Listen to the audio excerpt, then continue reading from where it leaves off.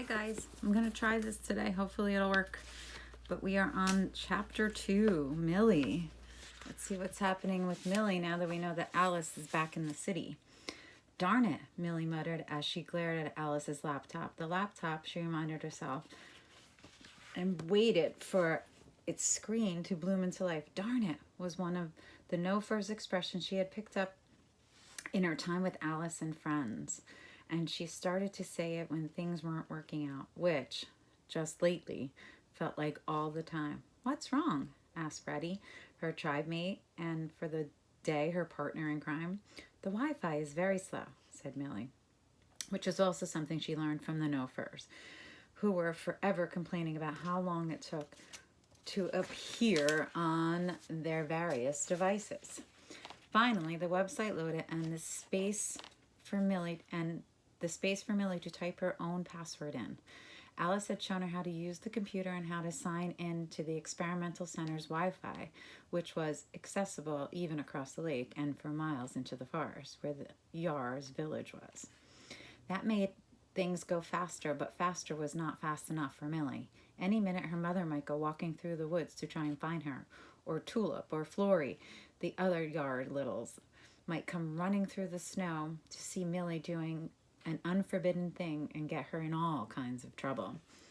Freddie peered over her shoulder, frowning and chewing on his fingernails and looking the way all Yard look these days, a little unsettled to be in Millie's presence. He'd known Millie for his entire life, just as the rest of the Yar in the village had, but ever since she'd gone swimming across the lake and been rescued by Alice, ever since she almost exposed the hidden tribe to human eyes and then be part of the plan to save them, everyone, from old Aunt Yetta to Richard and his wife, Melissa and Tulip, and even Millie's parents had started treating Millie with a kind of fearful reverence, as if she might burst into flames if they said something wrong.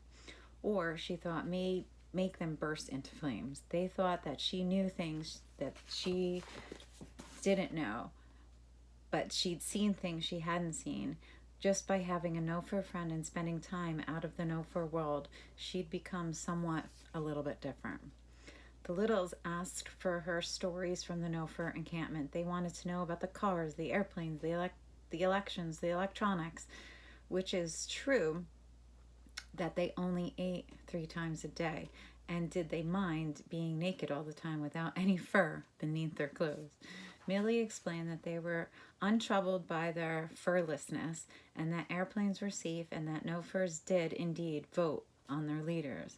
She let them admire the friendship bracelet that Alice had given her, and she taught them how to make fortune tellers out of folded paper and how to sing 99 bottles of beer on the wall, 99 bottles of beer.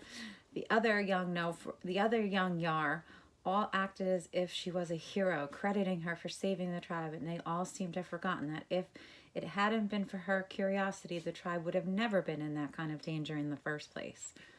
The truth was that it had been Alice's plan that had saved them, only they learned that a bad no-fur boy named Jeremy Bigelow had seen Millie and had announced a plan to gather hundreds of no-furs on the shore of Lake Standish to lead the search into the woods. On the night of the search, Alice had put on her fur vest and let her thick curly hair out of its braids. Alice had run right into the crowd, looking, even if Millie had to admit, enough like a Yar that the no-furs all started to chase her. Instead of leading them to the Yar village though, Alice led them to her school, where the learners and the learning guides and even the school's founder had been lined up outside the gates. They shamed the no-furs for chasing after a girl just because she looked different, and when Millie stepped forward to claim that she was just a no-fur with a skin condition, not a Bigfoot at all, the other no-furs hadn't looked suspicious or like they wanted to throw her in a cage. They looked ashamed of themselves and had gone slinking off into the darkness, abandoning their search, leaving the village still safe and hidden, and Millie was a hero now.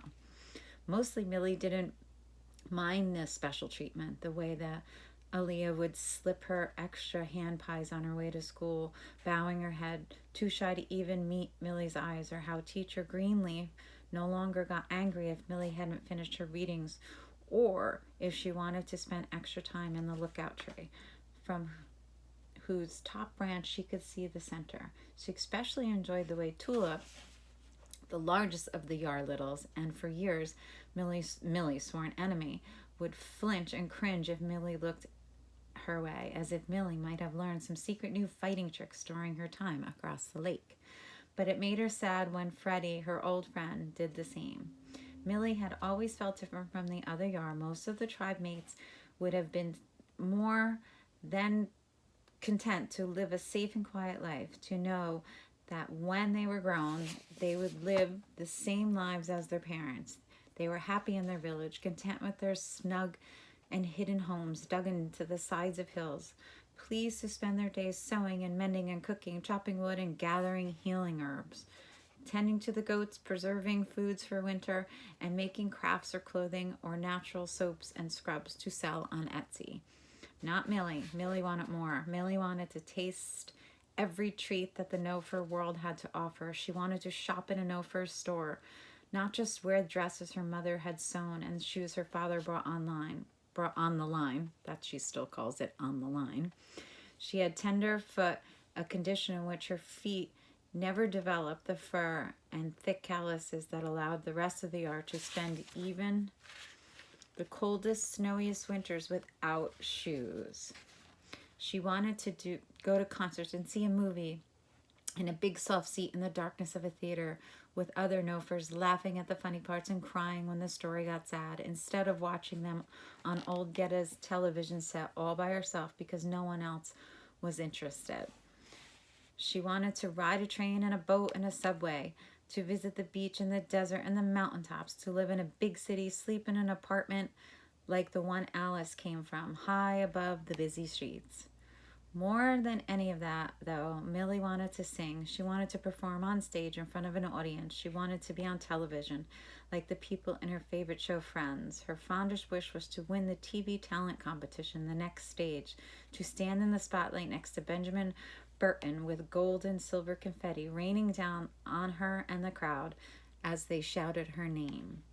The other Yar had always known these things about her. Before she'd crossed the lake, they had treated her like she was strange but amusing, eccentric little Millie, with her skimpy fur and her tiny little feet, would someday grow up and be their leader. Now that she'd actually gone into the other world and come back with a human friend, they treated her with something closer to awe, as if all of her strange dreams might actually come true. Freddie tapped her shoulder, then pointed at the laptop. "What do we do now?" he says.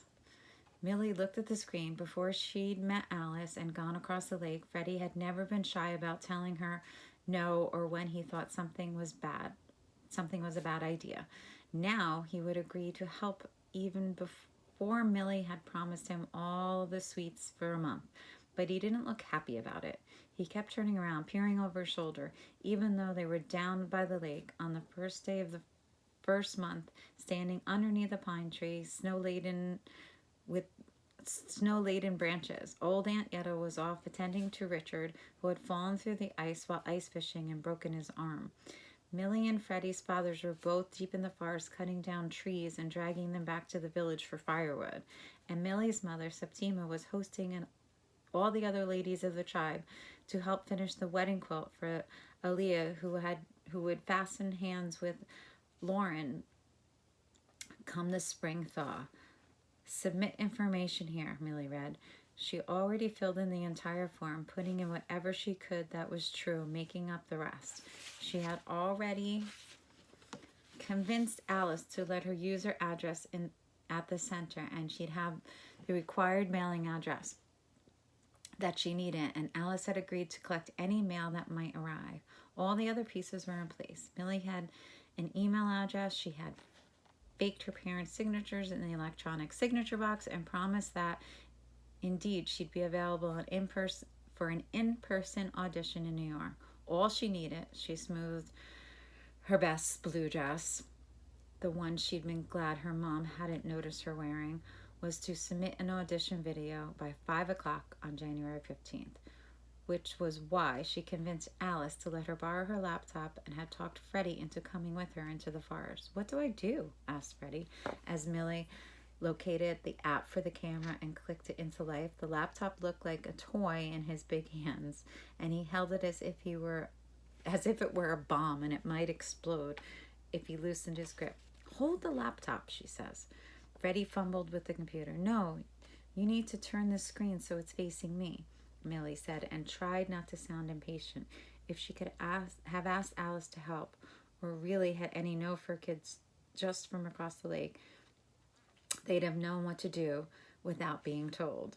All of them had computers and tablets and phones. Some of them even read their books on slim electronic screens. Millie had just Freddie, a laptop that she didn't really entirely understand, and 2 weeks to complete her audition to submit it. She squirmed with impatience as Freddie fumbled with the keyboard, then the screen. Look, Freddie sounded delighted as he peered down. Millie, I'm seeing me. He grinned at the screen, then reached up to fluff the fur off the top of his head and dropped the laptop into the snow. Millie shrieked. Freddie apologized. Thankfully, the laptop wasn't broken, and Millie was able to figure out which button to click so that the camera was shooting out instead of in. Good. Now you have to move it so you can see my face. Freddie frowned. Just lower it down until you're looking. Millie gestured towards the midsection, which was covered by her dress and looked like she belonged to the no fur a girl. In other words, it did not display any fur at all. Freddie frowned at the screen and he rocked back and forth on the snowy ground. It says on the form, contestants' entire face must be visible. Millie felt her temper rise. We will tell them that it slipped. Freddie shrugged and held the screen still. Millie breathed in the icy air, straightened her shoulders, and curled her toes in her shoes more deeply than into the snow. She thought for hours about which song to choose, one that would show off her voice and her personality, and had finally settled on Defying Gravity from Wicked. It's one of my favorites.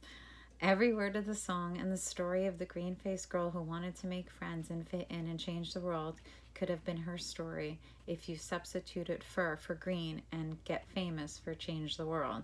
She pulled another breath of the sharp wintry air and began. Something has changed within me.